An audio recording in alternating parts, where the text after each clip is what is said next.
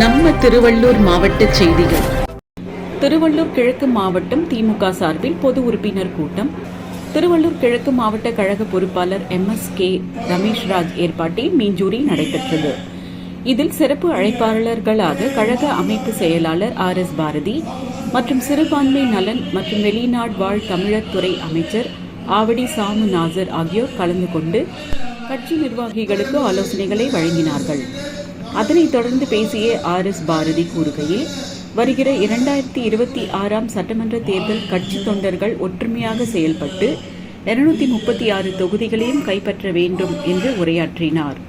அவரை தொடர்ந்து பேசிய அமைச்சர் நாசர், தளபதி அவர்கள் எப்படி இரவு பகல் ஓயாமல் உழைத்து இந்தியாவிற்கே ஓர் முன் உதாரணமாக திகழ்கிறாரோ, அதேபோன்று கட்சி தொண்டர்களும் இரவு பகல் என்று பாராமல் உழைத்து தளபதி அவர்களை மீண்டும் முதலமைச்சராக அமர வைப்பதற்காக ஒவ்வொரு கட்சி தொண்டர்களும் அயராமல் உழைக்க வேண்டும் என கட்சி நிர்வாகிகளை கேட்டுக்கொண்டார். இந்நிகழ்ச்சியில் முன்னாள் மாவட்ட கழக செயலாளர் TK கோவிந்தராஜன், மாவட்ட அவைத்தலைவர் பகலவன் உள்ளிட்ட திமுக நிர்வாகிகள் பலர் கலந்து கொண்டனர். செய்தியாளர் மாறன்.